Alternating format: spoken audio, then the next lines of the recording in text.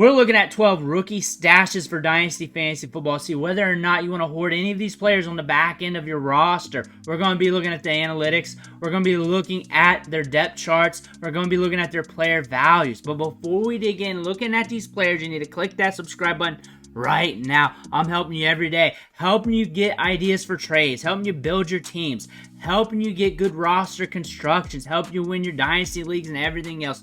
Click that button. Stop missing out. We're going to start with our first player today. And we're going through ADP. We're finding these players on the back end. And we're looking at these cheap rookies per startup draft ADP. We did 10 a few days ago. We're piggybacking off of that, doing the next 12 off ADP. And we're going to start off with Theo Johnson today. Theo Johnson is on an ambiguous depth chart because Darren Waller's gone. He's gone for retirement. He's a rookie drafted in the 4th round, one of the top tight ends in this year's class. Tremendous size, adjusted athleticism. That could allow him to pop down the road. He's being valued as TE 35 in startup drafts, ADP 230-ish. 230-ish, so he's free. So where are you at in tight end? You cannot hoard too many tight ends, or that's really going to mess up your roster construction. You could probably stash one if you want. I'd rather be loaded up stashing at running back, maybe wide receiver, maybe even quarterback depending on your format. This ADP is off of 1 QB, but Theo Johnson here does have some upside. He is fresh. Daniel Bellinger, though, he has flashed before. So we could see something in camp, something to pay attention to. If you got him cheap in rookie drafts, then you got a cheap tight end flyer. Tight ends, though, they can really help your lineup week to week. Theo Johnson, though, if I want to sell you on him, tremendous size adjusted athleticism on an ambiguous depth chart. If I want you to not buy him, I would say the production really wasn't there at college. We were at Penn State. We probably could have locked things down, but we didn't. Only 77 catches in 4 seasons. We're on an ambiguous depth chart. They might bring in other tight ends down the road. That being said, when it comes to Theo Johnson, he's a stash tight end right now, a guy to pay attention to during training camp, a guy that could really rise the ranks if he beats out Daniel Bellinger or something happens to Bellinger down the line. But Jacob Cowing, the next player we're looking at, wide receiver 95 off ADP, ADP 223. So he's cheap, like round 20 or so. Very cheap wide receiver that you can grab in startup drafts. Just looking at the wide receiver depth chart, it seems sticky. But the Niners got to make a decision with Brandon Ayuk and Deebo Samuel over the long term. That's why they drafted 2 wide receivers. They want to get loaded up. Jacob Cowing, productive with 2 different collegiate programs, broke out with 2 different collegiate programs, 4.3 speed, and very nuanced. This is a wide receiver that could be very scary in the right offense, that could really usurp some starters who really are not pulling their weight. That being said, he's a guy to keep an eye on. Wide receiver 95, in this offense, it's sketchy, but at that price tag, it's super cheap, making him a stash option. Because what if something happens to Ayuk or Deebo Samuel? Ricky Pearsall's the guy, and now they're looking at the rest of the depth chart, or possibly someone they brought in.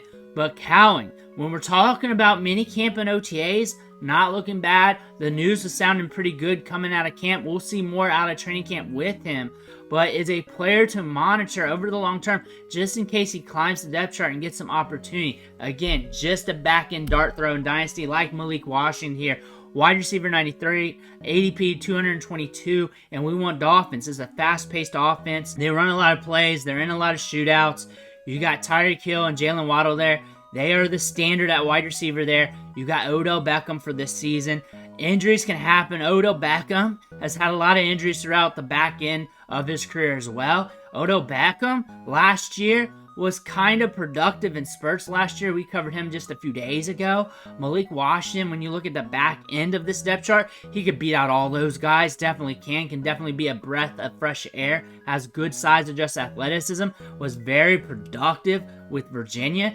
Rose his stock throughout the draft season at the All-Star games, and just looking at his tape, going over his combine metrics, just kept climbing up the ladder. We're with the Miami Dolphins, and we can do that in training camp. He's a player to monitor. He's got a lot of upside. He's a player that's very sound, and if something happens to one of those two top wide receivers, he could be getting his opportunity. He could be one of those wide receivers, though, that gets you production and spurts, even with those guys on the lineup. Anybody breathing air or sniffing grass on the field for the Dolphins could get it in fantasy. So if he climbs the depth chart, becomes the wide receiver 3 over the long term, that means Malik Washington could have some spotty production, some spotty upside from here on out. That being said, Cade Stover, tight end 29 off the board, ADP of 221.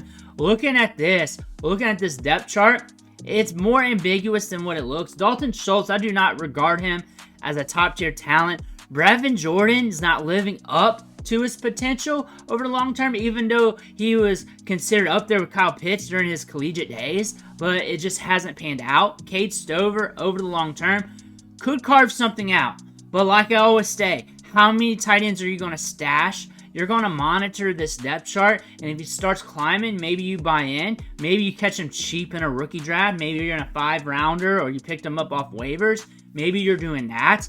But how many tight ends are you going to stash? That's the strategy with the tight end spot, because you do not want to stash too many. At tight end 29, you really want a good tight end at least. Another mid-tier tight end there that can get you some production if something happens to that tight end. And then maybe a stash play. Maybe a stash play. Where I'm stashing at in my roster constructions, though. Running back, then wide receiver. Maybe tight end with some of these rookies if I feel like they can climb the depth chart, and I might be making my moves in training camp if I'm seeing some good news out of that tight end, because tight ends usually take some time to see the field. But a guy like Cade Stover in an offense like Houston, any player breathing air on Houston, sniffing grass in the starting lineup, can get fantasy production on any given week with CJ Stroud just humming the rock all over the field. That being said, you still got to have him on notice at least. Devontae Walker, wide receiver 91, 219 ADP. So very interesting production profile here. Very interesting tape out of North Carolina and Kent State. But we have 4.3 speed. We can stretch it downfield. We got Rashad Bateman on an interesting contract. How's that going to look like on the long term? How he's going to compete with guys like Tylan Wallace and company in training camp. You also got Nelson Aguilar there, a sneaky play if you're looking for a cheap wide receiver. Again, when it comes to wide receivers on the Ravens, really, you're looking at Zay Flowers, and now you're taking shots. Really, because they're a run-heavy offense. The tight end gets a lot of targets. Mark Andrews and whoever's starting whenever Mark Andrews is out. That being said, I like Tez Walker if you're looking for a guy who could potentially give you volatile top-end production with a lot of down weeks if he gets that Will Fuller effect, especially with that 4.3 speed. However, he's a speculative play, and you got to look at him as a speculative option. Brendan Rice, wide receiver 90, 219 ADP. A lot of people like him. I loved him coming out of the draft, and then coming up to the draft, he fell. He fell, and we were looking at him wondering, what are we going to do with Brendan Rice? Now we're looking at Brendan Rice here, and now we're on a depth chart where things are kind of ambiguous if Quentin Johnston does not get it into gear. You got DJ Chark, an older vet. You got Corn Johnson there as well. I don't think he has ADP. I don't think old Corn's got ADP, so maybe we want to lump him in there too, because it is the Chargers. We got Justin Herbert, and if any of one of these cheaper rookies climbs the depth chart, maybe they can get it. What I like about Brendan Rice, he's a very aggressive wide receiver, very aggressive breaking off routes, but he's also not a shifty, quick, fast wide receiver who's very or super nuanced and technical, like with a Justin Jefferson or even a Ladd McConkey skill set. But he does win in his own way, and that could allow him to climb the depth chart. He is a speculative option. That is what he is. 4.5 speed, not too bad. Looking good in minicamp, but we shall see when it comes to training camp. When I look at the back end of this roster, he should make this team. He should make this team and get some opportunity. That being said, Joshua Palmer is the guy to get on the cheap if you're looking for a vet. Everybody's on Ladd McConkey. Quentin Johnston, can he get it into gear? DJ Chark, what's going to be up with him?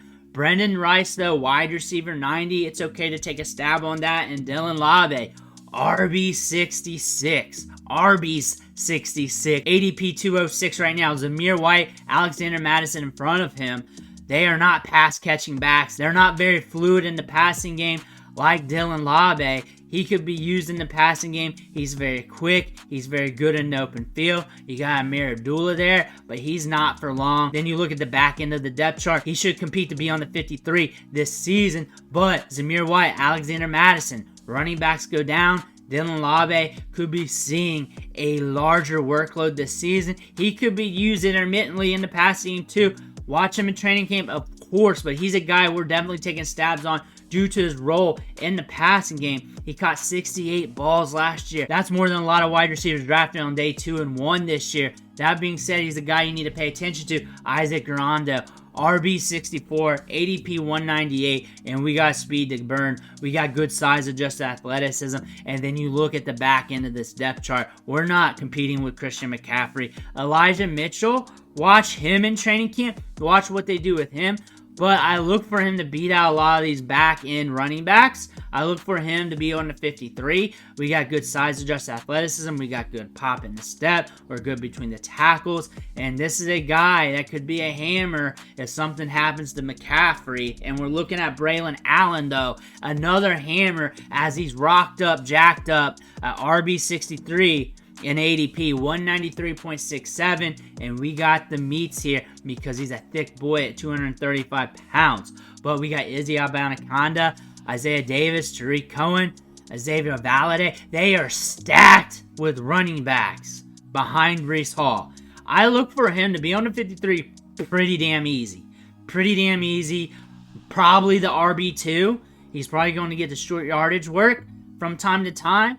And he's a guy you're going to be looking at if something happens to Breece Hall. And we know how the running back position works. And you may want to cuff the Breece Hall, whether you got Breece Hall or not. And I look for Aaron Rodgers to turn this team around and be at least more productive for these guys in fantasy. Remember, he broke out as a freshman, went off as a sophomore. Last year, played through an ankle injury. We're coming back, though. This is a good get for the Jets. They are stacked at the running back position, and is probably a guy that needs to be stashed in every league. Will Shipley is next off the board at RB 62, ADP 192. Very productive running back, good in the passing game, can catch balls out of the backfield, good between the tackles, jacks of all trade running back. But when I look at this depth chart here, I'm looking at Saquon Barkley. Saquon Barkley is going to be one of the top running backs in the league in opportunity share. But if or when he goes down, Will Shipley is going to see a bump in value whether he's productive or not. That might have to be a quick, fast sell, and you can get a good sell in season. Or you enjoy the production if it happens.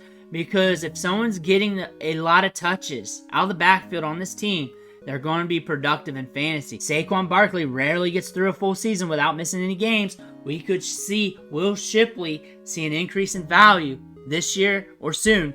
Rasheen Ali, a lot of people love this guy. I love him on this depth chart. This is a depth chart that is very volatile behind Derrick Henry. Keaton Mitchell, I do not see him playing much this year, if at all. I see him having a late season, maybe, but Rasheen Ali's got good size adjusted athleticism. This is a depth chart where he should be able to climb it. He should be on the 53. He should be on the outside looking in, waiting for that opportunity behind Derrick Henry. And these running backs get zapped on this team. They just get zapped with the injuries. Derrick Henry could catch the injury bug as well. It just happens with the running backs on this team. You can literally just list them on a long scroll, naming running backs, and that just happens. That just happens. And they just recently drafted him in the 5th round. He's good between the tackles. He runs with a lot of pop. He's a good stash, and the market's up on him considering he's RB 61 right now in ADP. Jalen McMillan's looking good at minicamp. He's been looking good catching balls. Wide receiver 79, 184 ADP. Good size adjusted athleticism. Very technical breaking off routes. You got Mike Evans, Chris Godwin. Trey Palmer's good at stretching the field. But after him, he should be able to beat out these guys. He should be able to make the 53. He should be considering he's a day 2 pick. He's got a lot of upside over the long term in this offense. Baker Mayfield, throws a lot of YOLO balls, and this could be a wide receiver that sneaks up on us. He could be in the slot, he could be on the outside. He's a guy that's very technical that could allow him to impress the coaching staff early in training camp as we get the pads popping. He's a guy you need to pay attention to. Those are 12 rookies that we're looking to stash in Dynasty Fantasy Football. Let me know who you got stashed on your team. Make sure to hit that subscribe button on the way out. One, thanks for watching. Catch you on the next video.